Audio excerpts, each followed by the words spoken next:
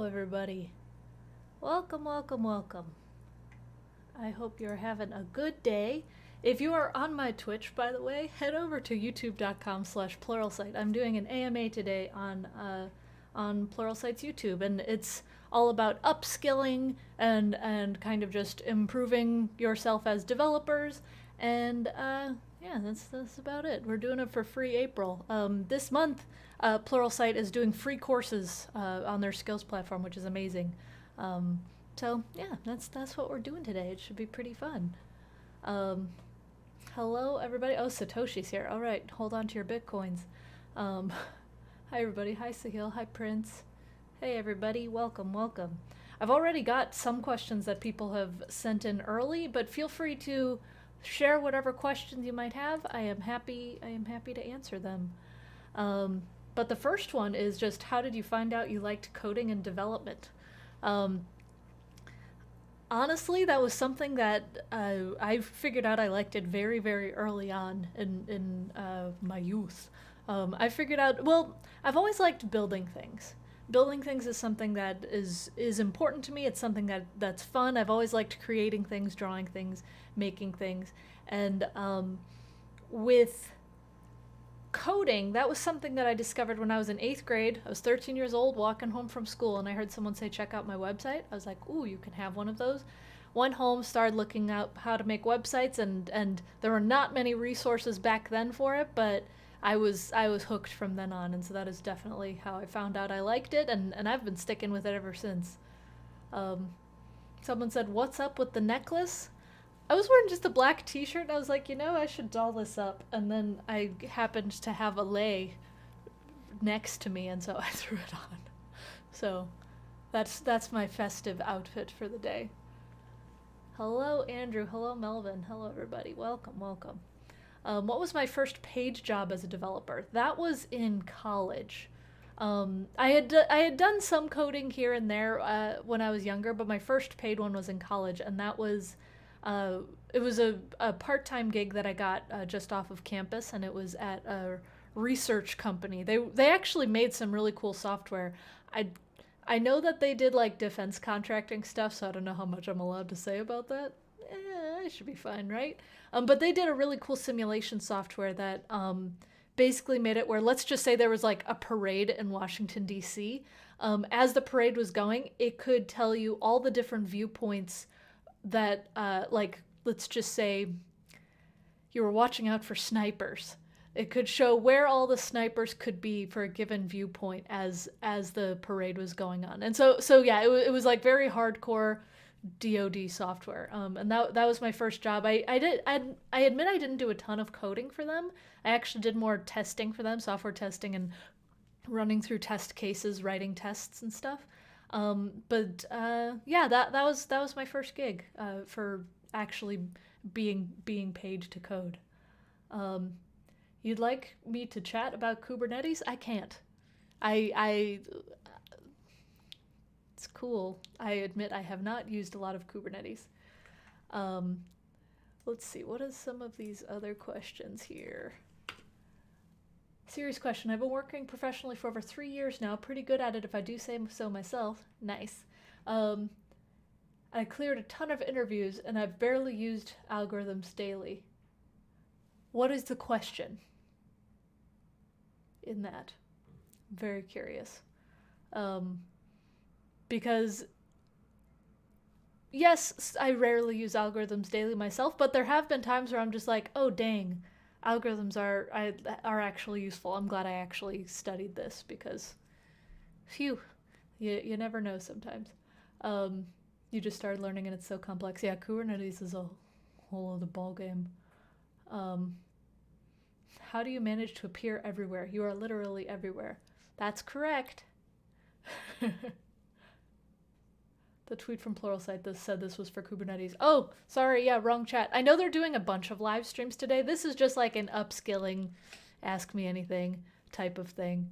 Um, so anyway, that's what today is. Um, let's see. This next question: what is the interview process like, and how do I make sure I do a good job? That is a broad question because it definitely varies It varies from day to day on all the different things. So depending on the size of the company that you might be going for, it could be, if it's a small company, they might like you after just a couple interviews and hire you. And for a large company, that process can take weeks. And also for smaller companies, it can take weeks depending on their process and stuff. And so I personally prefer small companies, not just because of the interview process, although the interview process is nice because it's a lot more practical to the job. But in general, I really like small companies because I'm able to kind of wear a lot of hats and have a bit more freedom with how I use my time and how I work. When there's lots and lots of processes and everything, I am not a huge fan of that, and so that I don't personally thrive a lot in large companies. But for the interview processes for each, typically what you see is there's some kind of recruiter call, and that's a screening to see, like, okay, are you a fit for the job? Did you apply and have a good resume, but it's not actually what you want to do? Then there's some kind of hiring manager call. Then there's technical rounds, and then after that, it definitely varies. On my team in particular at Netlify, by the way, hello, I'm Cassidy at Netlify for those who don't know who I am. At Netlify, we do the recruiting screen, the hiring manager screen, a technical screen, and then after that, it kind of varies depending on the team or what the job is. Sometimes it'll be like pairing on the technical part, like if we had you make something and then we pair more on that. Sometimes it'll be more like culture add, what would you bring to the company. Sometimes it's more like talking about what kind of work you've done before. And so there's typically the set 3 rounds, and then there's 1 or 2 after that, and then a final hiring manager call, and that's the end of that.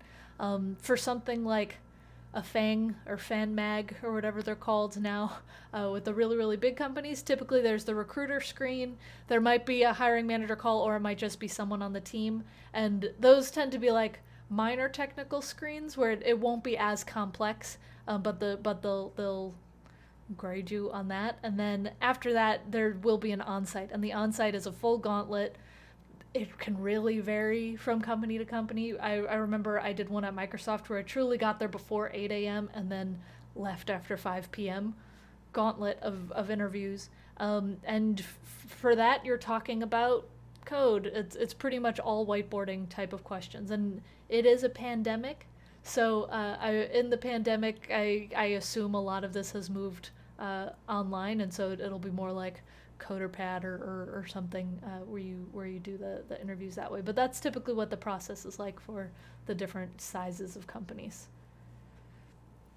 Okay, let's see.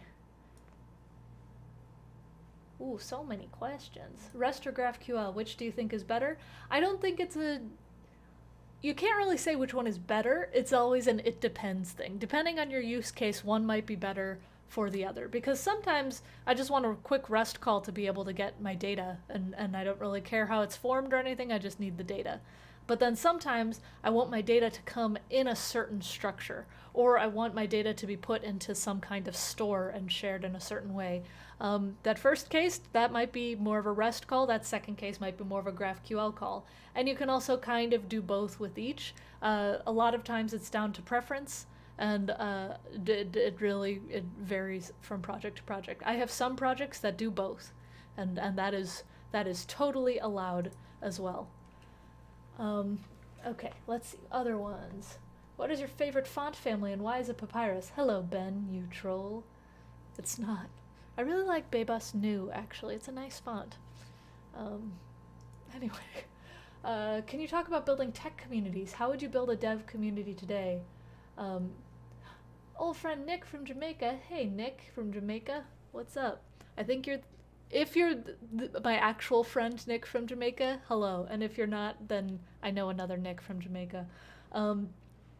I'd say if you want to start building a dev community, it really depends on what you want out of that community. And so typically, a lot of times when I've started communities before, whether it's like my Discord for my Patreon group or a Facebook group for tech people, but back in the day, I don't use the Facebook ones as much, or Slack groups or forums or things like that.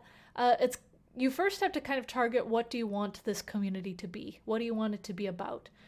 Because a lot of meetups, for example, that you'll see in person or even virtual meetups, it's very specifically, this is a React meetup. This is a GraphQL meetup. This is a Kubernetes meetup.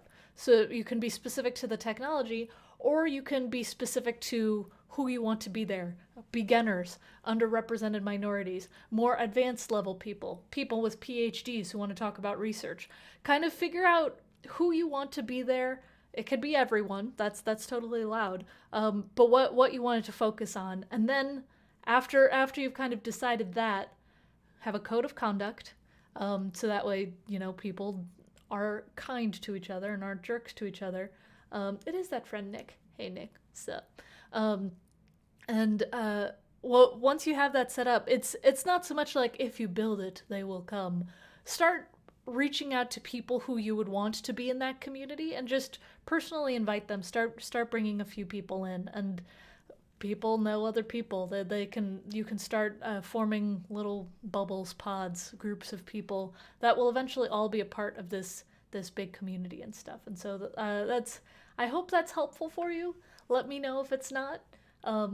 But yeah, that's generally how I would start a community. And a lot of times it flourishes on its own if you have a lot of stuff built in place. Let's see. How do you determine how you learn best? I'm not sure if I should be watching something or something more hands-on. I think that's something that comes with experimentation. Because I've kind of learned that I'm much more hands-on. I can watch a bunch of videos and it gives me a good idea generally, but I don't actually learn it until I build with it. Meanwhile, I know some people where once they have read tutorials and they read it, they're just like, okay, I've got this, and they can go ahead and run with it. I think that just comes down to personal experimentation. You should try taking a class. If it resonates with you, great. You should try reading a tutorial. If it resonates with you, great. You might be someone who learns in all the different ways, and you just choose the one that's least time consuming at that point. It really, really varies from person to person, but it happens best with experimentation, in my opinion. You said you're a principal engineer at Netlify, if I remember correctly. You do. What's the difference between a principal engineer and a senior engineer? What's the path to that position? And you also ask about the pay scale difference. I can't really speak to the pay scale difference, but I can talk about the path. And so we have laddering at Netlify, and we tried to match it to a lot of the big companies out there. For example, I was interviewing for principal positions at larger companies before I decided to go to Netlify. And typically the path is, there's engineer 1 or SDE 1 or level 1, then there's 2, then there's senior, then there's staff, then there's senior staff, then there's principal. And then beyond that, it kind of gets more nebulous. There's like distinguished engineers, fellow engineers, but at that point you just have been doing engineering for a very long time. And so that's the general path to that position. I was first a senior engineer in, I think I want to say 2016, maybe 2017, early 2016, or late 2016, early 2017 or so. And then that's kind of the trajectory where I got to that point. And so that's the general path to that. And really it's about scaling yourself and scaling the things that you do. Where in the first like engineer 1, engineer 2 levels, you are really just trying to be the best engineer that you can be. Learn as much as you can, be the best engineer that you can be, mentor interns if you can to kind of get that experience, but really just try to be the best that you can be. And as you get to the senior levels, you try to take on more tasks to scale yourself. Where you're saying, okay, how can I build projects, programs, things that will help me scale myself to be better at that? And then once you get beyond senior to senior staff level, it's a lot more about how can I be a bigger part of my group? How can I improve my team as a whole? And then once you get more to the principal level, it's scaling your team as a whole. And sometimes it's scaling the org as a whole. It varies from company to company, but really it's about scaling and growing from yourself to much broader groups. And You don't have to go all the way to to principal levels and higher to have a fulfilling career. There are people who retire at the senior level and are very content and happy with that position. It depends on what you want in your career and in what you want to do. Um, but that's generally the path of that, how that happens. And let me know if you have more questions about that. What are some great courses that you can suggest for a recent computer science graduate? Um, I think so. You want to do web dev, and you have a comp sci degree. Congrats on graduating, by the way. Um, I really like. I mean, Pluralsight has a ton of courses on there. Scrimba has a ton of courses on there. There's a lot of different courses. I think you need to figure out what do you want to improve. What do you have to be better at? Because, for example, on for myself, I specialize more in React. And whenever there's new React things, I try to study all the React things to make sure I know as much as I can, or I teach the React things. But then when I want to study something more about data fetching, that's when I would go into something like GraphQL. That's when I would start to understand the data layer side of things more. And so you kind of have to figure out what you want. I will say, though, if you're struggling to find a good job, specialize in some kind of framework. If you know JavaScript really well, try doing React, try doing Vue, try doing Next, try doing Nuxt, try doing Gatsby, any of these kinds of technologies, and try to be really good at it and have something on your portfolio. And there's plenty of courses for those specific topics. Specialize in it and then get the job. Once you get your foot in the door with a job, you can study whatever you want. And you don't have to just stick with React or Vue or any of the other ones that I said, but just get that foot in the door in the job. And then once you've done that, you can study whatever you want. Let's see. Are you short? No. But thanks for asking. Um, what are your thoughts on the new no-code API options? I think no-code is a good thing, and I'm a rare developer to say that. There are certain no-code tools that I've tried where I'm just like, oh, maybe this will make my life easier so I don't have to reinvent the wheel, and then it ends up being a nightmare because I have to work around it. That being said, I do think that as no-code tools improve, that will just make it easier for developers to make cooler things. So those are my high-level thoughts on that. Is there too soon time-wise when it comes to being promoted to a lead developer position? I think that depends on your comfort level, because a lot of times the tech lead isn't necessarily the best developer in the room. Sometimes the tech lead is just the person who's willing to interface with other teams, who's willing to help with the project management side of things. It's a different kind of role, but not necessarily the I am the best developer on the team role. And so that's something worth remembering, because I think if you have the ability to help with tech direction and stuff, if engineers are trying to squabble over which approach might be the best way, if you can say, okay, let's go with this decision, disagree and commit to this, everybody, and let's just move on. If you can do that kind of thing, you can be a tech lead. And I've had some tech leads that are less experienced than me, but they took the job and ran with it, and I was so grateful because I was able to do my job better as a result. It was great. I've been the tech lead where sometimes I'm the most senior one in the room and sometimes I am not, but because I'm able to unblock people and just get them moving, it has worked out. And so I think as long as you can do that point, you can be a tech lead. And it does look different at different companies, etc. But that's my perspective on it. Let's see. I thought I saw a tweet mentioning that you were doing a co-stream on Next and Prismic. That happened yesterday. It is on Learn with Jason. If you look up learnwithjason.dev, that's the URL. You can watch the on-demand video for that. What's your experience with Golang? I personally don't like Golang because I don't like C and C++, and it's a little too close to that for me.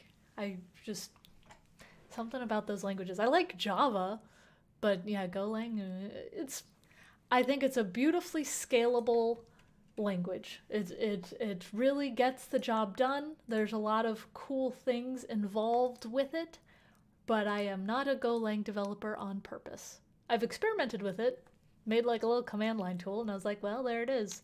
And I have never touched it again. How do you feel about hacking and security? I think it is very cool. I think if you get into security, you can have job security, job security for life. Because there's just a straight up shortage of security people. I'm the host of a podcast called CIO Classified, where we just talk to CIOs of various companies. Like for example, yesterday I interviewed the CIO, CTO of Verizon and some really large companies. And what's been really interesting is it's a consistent thing of people saying, if you're listening to this and you're not already in a leadership position, go into security. We need help. Like there's such a shortage of security specialists, and it's a very specific mindset to have, but man, job security for life.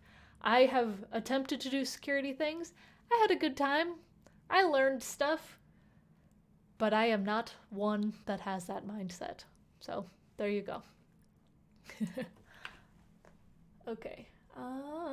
All devs need a break. What are your favorite vacation spots? Thanks, Phil. Spain. I just want to go to Spain again. I love Spain. I used to live in Spain for a short while. I can't believe it's 9 years ago. It's been so long. And I love it and I miss it. Spain is my favorite vacation spot. Whole country. I could go anywhere in Spain. Well, most places in Spain, that is a favorite vacation spot. If I really just want to do nothing, Aruba. Aruba is amazing. If I really want to eat good food, Spain again, but also Korea. I really had a good time going to Seoul in South Korea. Parmajit, thank you. How are you? I'm doing well. What tips would you give to get an interview as a React developer? I've actually made a course on this, and I can try to find it. But anyway, make sure you know the life cycle methods in React, like know what each of them do. Also, make sure that you know like how each of the different React hooks work, how component lifecycle works in general. Understand how to pass state with context. Understand the difference between React and context and reducers and Redux and different state management strategies. And kind of try to understand as much state as you can under the hood. I think if you really understand the declarative nature of React state, that's half the battle. Let's see. What do you think of Rust? Rust is cool. I haven't done enough with it to have a really good opinion, but I know people really love Rust. It's like the most loved language or something right now. I haven't used it enough. I do genuinely want to play with it. Like I want to try making a desktop application for something with Rust because it seems so performant and cool, but I haven't, and so I can't speak much to it. Let's see. What's a hobby you have that we don't know about? Oh, hey, Gift. How you doing? What is a hobby that I have that people don't know about? Because everybody knows about my keyboard one. I like building keyboards. I play trumpet. Not a lot of people know that I play trumpet. I actually have my trumpet right here. I will not be playing it for you, but I have it. And I also play euphonium, which is like a mini tuba. I really like playing music. My husband actually, he's in tech, and he, before going into tech, he majored in piano performance, and so the both of us, we play music together and stuff. But I very purposely don't put it on the internet because I'm not that good. I just enjoy it. And also building Legos, which I guess I have Legos behind me, and so it's not that hidden. Playing Go, which is also not that hidden. I talk about playing Go a lot, the board game Go. Absolutely love that. And drawing. Another thing that I will not post on the internet because I'm not very good at it, but I enjoy it. There you go. Thanks for asking, Gift. I hope you're doing well. Let's see. Follow up on the security question. How often are you consciously taking security into consideration while coding? Does something ever slip by you or someone else and come to bite you in the butt? Yes. Uh, so luckily, I work at Netlify, and thus I'm like I have drunk the Kool-Aid of Jamstack architecture and stuff, and there are so many great services out there that take care of security for you, where I can implement Auth0, Okta, Stitch, all of these places that will handle like the authentication security layer for you, and thus I don't think about it as much because I let people who are much better at it than me focus on it. That being said, I have worked on teams and at places where security wasn't something that we specialized in, or rather, security wasn't something that we thought we had to take care of, and it was a major thing we had to take care of. There was one time where I worked at a company, and we had like a broken closure or something in JavaScript, and thank goodness I didn't implement this part. It was someone else, but oh my gosh, it was bad. Basically, the like cookie for when someone logged in was applied to the next person that logged in. And so everybody was kind of a giant off by one error. And so people logging in wouldn't see their own details. They would see someone else's details, including their bank account information, their email address, all kinds of stuff. Luckily, we caught it in time and were able to roll it back, and it didn't affect a ton of people, but it did affect a few hundred people, and it was bad. It was so bad. Oh man, that's probably the worst security thing I've ever had to encounter. Like, that was all hands on deck after that, trying to make sure that everyone was taken care of. It was not good. Let's see. Next question. How do you get your personal project ideas? I constantly write ideas down. Like, whether it's on my phone, in a physical notebook, I use Obsidian to take notes. I'm constantly writing ideas down. Because there are a lot of times where I come up with an idea that I write down an idea and then I do nothing with it, or I'm not motivated with it. And so when I am then in the mood to hack on something, that is when I come back to my ideas list and figure it out. So I'm just constantly writing ideas down. It's almost always just the result of seeing a problem and thinking, how could I make that better? Or coming up with a dumb game idea or something. There's also a really nice subreddit called Somebody Make This. And it's just people putting ideas out into the ether that they don't know how to make, but they want someone else to make it. And then there's also, I'm forgetting the name of it right now, but there's a couple marketplaces out there for people to sell their startups, where they're just like, this is just a side project that I've been working on, but I'm not interested in maintaining it anymore. I'm selling it. That is a great place for idea validation, seeing which ones have the most traction, which ones are ideas that I could improve on, stuff like that, and getting some ideas from that as well. Let's see. Do I like functional programming? I love functional programming, but I haven't done it in a long time. That's something that I truly just haven't done in a very, very long time. Not like by choice, like I'm actively avoiding it, I just haven't done it. But I really like Lispy languages like Lisp and Racket and Scheme and stuff. And I really want to learn Haskell. I got a book for Elixir. I just haven't had time to, or I haven't made the time to play around with them. There's not enough time in the day. Opinion-based question. Considering your Intro to React Hooks video, what are your thoughts on React not supporting the lifecycle methods properly on class-based components and stuff? I prefer functional components a lot because you can make much more modular components, and you can compose hooks together in a really cool way and have your hooks live outside of the components. You can have cleaner, more presentational focused React components and have your business logic elsewhere that can be shared across your React Native code, your React code base, different components in your code base. I think functional React is really, really great. Some people might disagree with me. I personally really like it.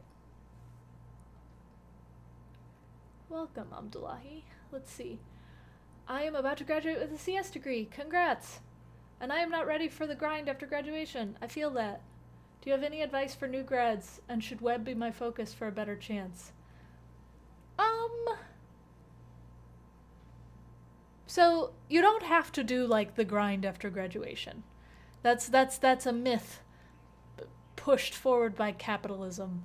The grind is something that you can pursue, or you could just have a normal 9 to 5 where you get the job done at the end of the day, close your laptop, and not think about work. It's up to you how you want to frame your career. Um, if you if you want web to be your focus, sure. If web speaks to you, do that. Web doesn't speak to everybody. Front end is something that I personally really like. I actually, after graduation, I was a back end engineer for a while, and then I didn't like it. I switched to front end, and I haven't looked back. And so, figure out what you like, because there's so many options. Just figure out what you like, and get a job. Once you get your job, you can figure out how you want to specialize, how you want to change things. Ooh, I'm out of focus. Now we're back. Um, that I feel like that's the best advice that I can give you is just kind of get the job, and if you really don't want to do the grind, you don't have to. I'm a person that I tend to be a workaholic. I shouldn't. I know it's wrong. I know it's not the best thing health wise. I just am. That's just who I am. So I'm always working on something, even if it's not my day job. I'll be working on something after work. I'm always working on stuff. Not everybody likes that, and honestly, sometimes I don't like that. It's just something that I do. Um, but you don't have to worry about the grind if you don't want to. If you don't want to deal with it. Here on the fallacy of capitalism. Thanks, Prince. Come on, did I really learn OOP for a functional based library to blow up? I mean, React and JavaScript isn't fully functional. You can still use some OOP stuff and have something inherit from something else. You can have some OOP. I think it's good to know both. It's very good to know both. Because then you can know which one would be better for different tasks.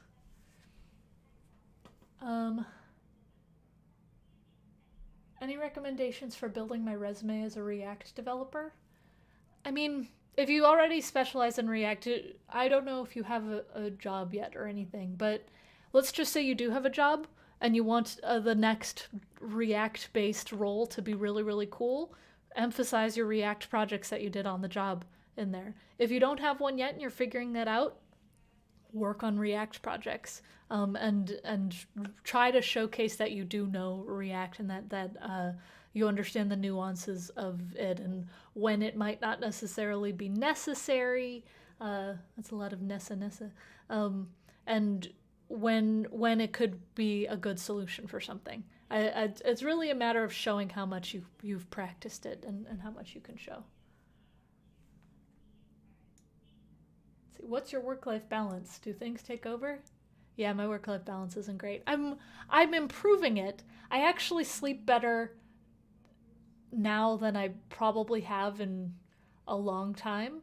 Like the fact that I always get more than 7 hours of sleep now is a miracle, because that was not me for a very, very long time.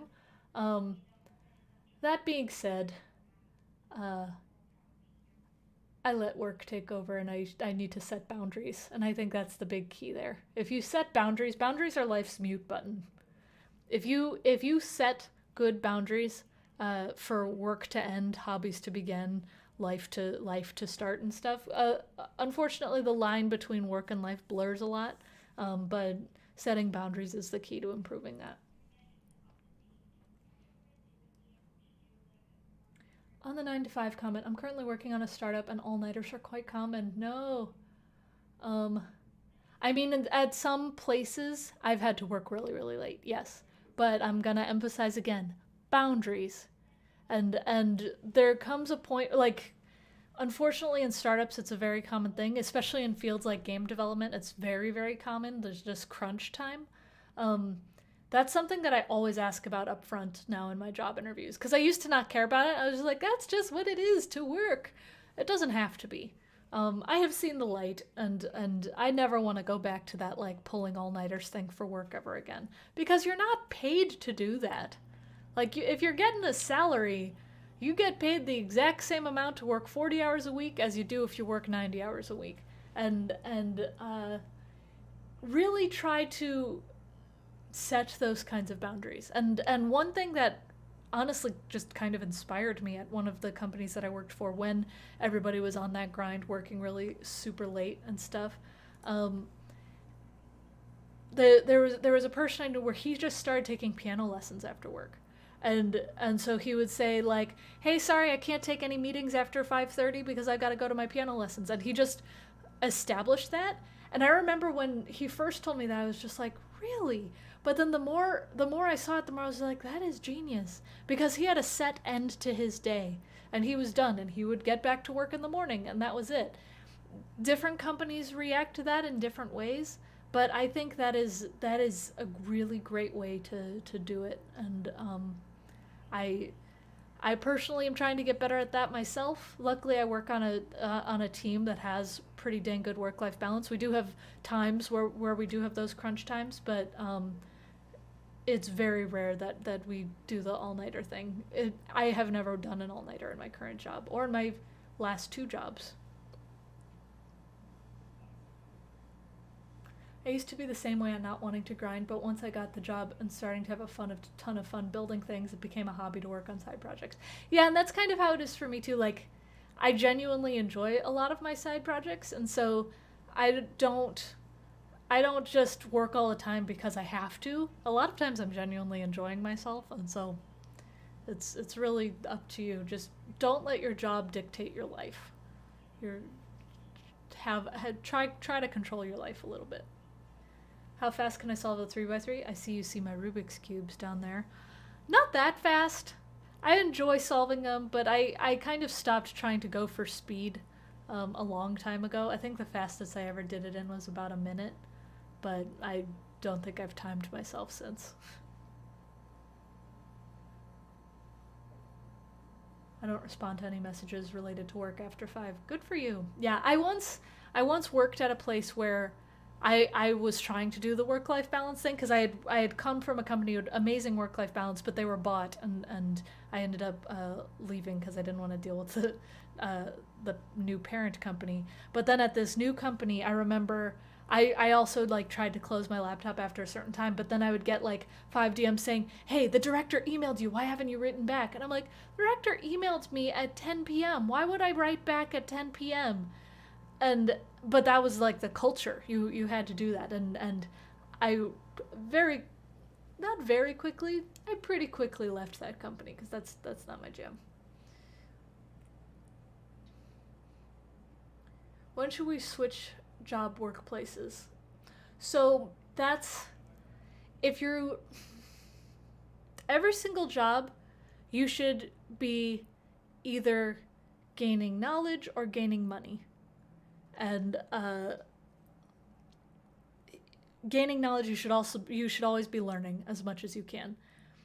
You should also be able to pay your rent, pay your mortgage, pay your bills. If you are at a job that isn't paying you enough, or you're not learning enough, both, one or the other, start considering moving. If the culture is not great, if it's a toxic culture, if it's not a culture that values diversity of backgrounds and thoughts and opinions and stuff, that's when you might want to consider leaving. But I think really for individuals, if you're not learning, if you're not getting paid enough, that's when you start considering leaving. About work-life balance, what's your definition of work? Coding, getting paid, etc. My day job is my work. Everything else, and I work at Netlify. Netlify is a fun place to work. I really like it there. But then outside of work, I work on side projects and things. And sometimes it's contracting and sometimes it's consulting stuff. But that is something that I do separately. And that's an important thing to me. Someone sent a message. I had a religious coworker who did set a good boundary because of religious reasons. Yeah, and that's a good That's a great boundary. That's one that I actually set once, where I had a heavy traveling job, and I said I don't want to travel on Sundays. That's just something I don't want to do. I'm happy to flying on a Saturday if I have to do something on a Monday, but I don't want to travel on Sundays. And my employer respected that, and it was great. Oh, I was so happy for that. Bosses are a thing. I have PTSD from mine. Yeah, bad bosses can really ruin a job. Um, I think you really want to set expectations early, and really it's the manager's job to set expectations early. Um, but unfortunately, not all of them do that. And so I would say if you are starting a new role and your manager isn't immediately doing like a 30, 60, 90 with what you want to accomplish in your career, um, or what you want to accomplish in your first 90 days at work or something, or where you want to be in 5 years. If your manager isn't doing that, you should do that. Um, and so you got to say, okay, here's my expectations of you as a manager. I expect you to help me with my career path, because that's the manager's job, but a lot of managers don't do that. You got to just straight up tell your manager, okay, this is my plan. I would like to be put on projects that will help me advance my career. Like you gotta establish what you expect from them if they don't ask you first. And I feel like that's a very key thing to interact with your manager, because feedback is the most important thing for all of these gigs. Let's see. When you spoke earlier of the typical security engineer as having a specific mindset, how would you describe that mindset? Um, a security engineer would probably better answer this. I'd say security people are very good at poking holes in everything, and not being deterred by when things go bad. They're I don't want to say that they just don't trust anything, because that's not necessarily it. But that is there's a semblance of that there. Um, yeah, that's generally how I would describe that. Let's see. Also, sorry if you got a Slack notification. I meant to turn off my music and I didn't, or my notifications and I didn't, so you might have heard that. Let's see. Do you consider learning as a part of working in work-life balance? Depends on what I'm learning. Because sometimes if you're learning something that's relevant to the job, that's a part of work, and it depends on your workplace if they have like a time for you to train, and that can be something that they count towards you working. Like I know at my current job I'll say like, okay, I want to learn this particular thing and I think it'll be relevant to the job. They're very okay with me doing that during the day. But then some specific things, like if I'm learning something that is completely irrelevant, let's just say I'm learning, I don't want to say Rust because that could theoretically be related, but some language that's not relevant to the job, or something that's not even related to tech at all, that I wouldn't consider a part of my work.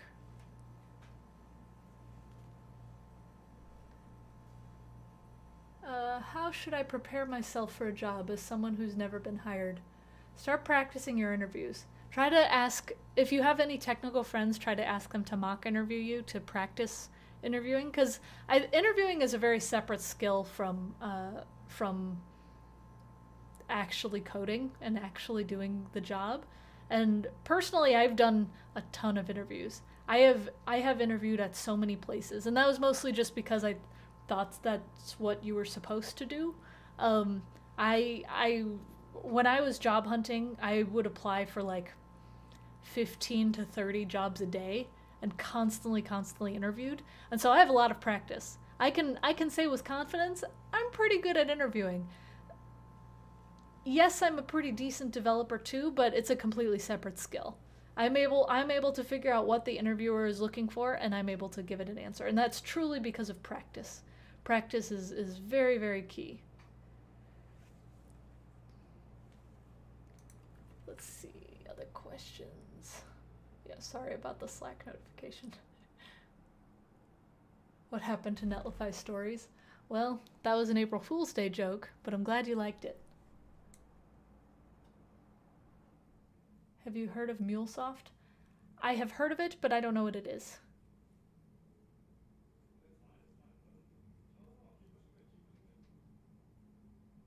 I was watching on Twitch, but had to jump in here to agree that the security folks don't trust anyone.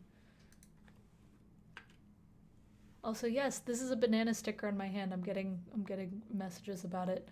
When I eat fruit, I like to put the sticker on my hand to see how long it'll last, because fruit has skin, and I have skin. So theoretically, these would be good stickers to put on skin. It's just something that I do. Don't worry about it. See, do you think building a CMS completely based on Next.js is a good idea? You're building the CMS, or you're using a CMS and you're building with it? I think that is a very important clarification before I answer that question. So just let me know. How do I get out of a job of 5 years? I feel like I've been stuck in a rut for the past 2 years and I haven't grown or done much. Time to start interviewing. Just work on your resume and start getting it out there. That's the long and the short of it. If you're stuck in a rut, if you haven't grown or done much, start interviewing as soon as possible. And the thing is, you don't have to be on a full-on job hunt to start interviewing. I still interview on occasion, even though I have no intentions of leaving. But first of all, you never know what opportunities might come up. Sometimes the interviews will end up, you might be just like, dang, this actually is a good job. Okay, I guess I could switch. But then sometimes the interviews are just, they open your eyes to something. You're just like, oh, dang, I should be asking my current role about this. Now, granted, you don't necessarily want to lead companies on, but you can be honest and say, I'm not actively job hunting right now, but I'd love to talk with you more.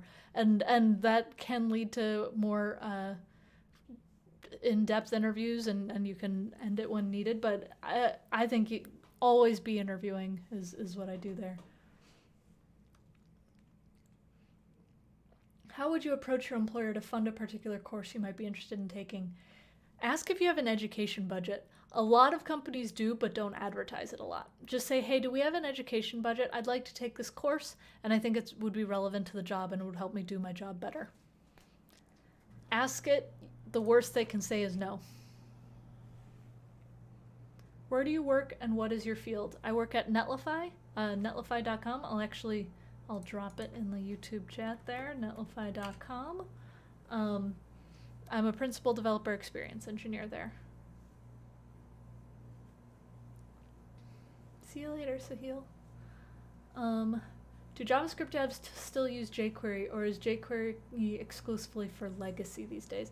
jQuery is still decent. I say that with so many caveats in the world.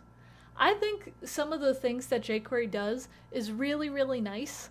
Like if you're doing just a quick website, you can totally use jQuery. It's fine. Sometimes it's overkill. Sometimes it's underkill. Sometimes it's truly not necessary. If you want to use jQuery, you can. I personally don't use jQuery anymore, but I wouldn't completely dox someone who does.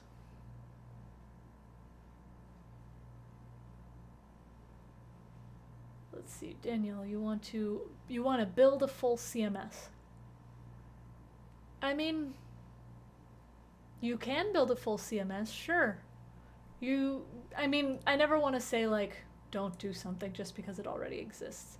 You could make something like that. I would actually recommend checking out like Netlify CMS, which is more community run than Netlify run at this point, but it's a very good starting point for a very open source run CMS. I think it could be cool. I don't know if you would want to do it in Next. Next might be a good way to...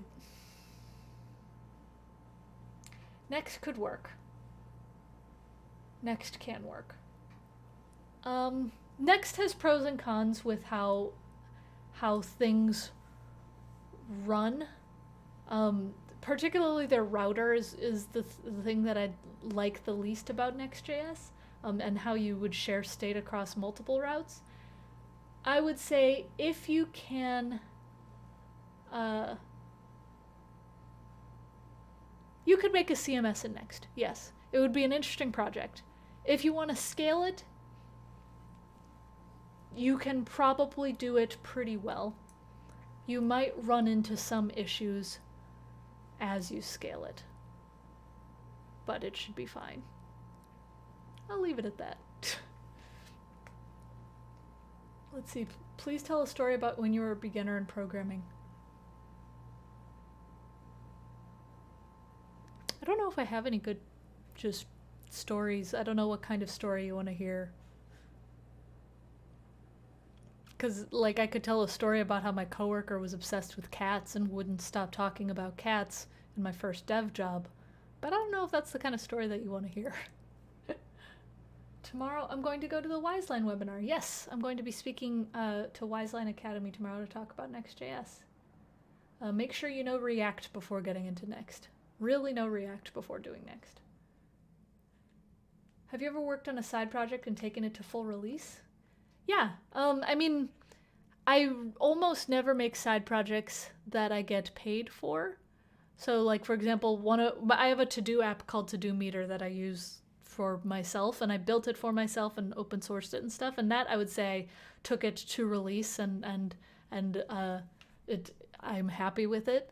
But in terms, when you ask how did it do, I didn't charge for it, so it's not something that I don't know if that's what you're asking for. I've done a Kickstarter project, for example. I have a laser cutter, and I made a bunch of mini little board games on Kickstarter before, and that was a pretty fun one as well. How do Slack notifications escape? I've literally closed out all of the windows, and they still break through. Sorry about that. Let's see. Between working and learning, I found it difficult maintaining a social life. It's almost a tug of war. I want to spend all my time to progress in my career, but I feel like I need to be more social. How do you cope with this? That's a struggle. I think you gotta just really have a strict calendar. And it's a silly way to say it, but it's honestly kind of true. I have dedicated time for when I hang out with friends and stuff, but then I will also specifically set aside time for when I want to work on something, when I want to study something. Then there's sometimes where you could do both. If I'm being honest, if I'm playing a game of Civilization with my friends, that is one of the most productive times ever because you're waiting for everybody to take their turn. I have answered so many emails and gotten so many tasks done during a good game of Civ. So you can do both, but a lot of times it's really scheduling the time and again, setting boundaries for everything. Unfortunately, there's not enough time in the day.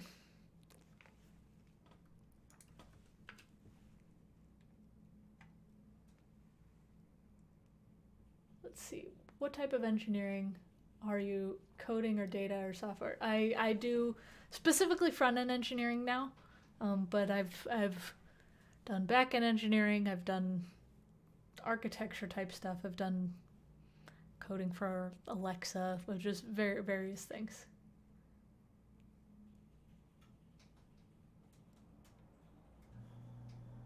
Let's see. What do you think about Platzi as an educational platform in Spanish? I haven't used it. I've looked at it. Though I speak Spanish, it is not my first language, and so I kind of stick with the English ones. So I'm sorry I can't really speak as much to that one. How many hours do you work? I'm not going to talk about my salary, but I work probably 40 to 45 hours a week for my day job. And again, I do a lot of side projects and contracting stuff. And so that's on top of that, but that's separate from work. Are boot camps still a viable path into coding careers? Yes. I say yes with caveats. There's a lot of people who go into boot camps and then they're just like, okay, now I can get a job. I know it. And they give me the job now. And like that is just it. When you come out of a boot camp, there are a lot of other people coming out of boot camps. And so you need to figure out how you want to stand out. And there's different ways you can do it, from writing blog posts, working on side projects, giving talks, making videos, being active on social media, or just really studying and refining your skills.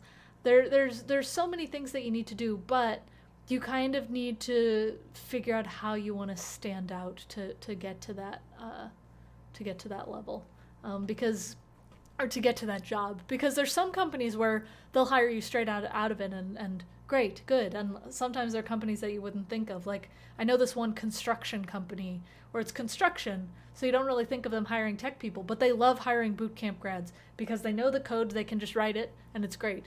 But then something like a FanMag, those really large companies, they will hire boot camp grads if they can meet certain criteria and understand like the data structures and algorithm side of things, which aren't often taught in boot camps. So I do think it's still a viable path, but it might require some extra study on your part.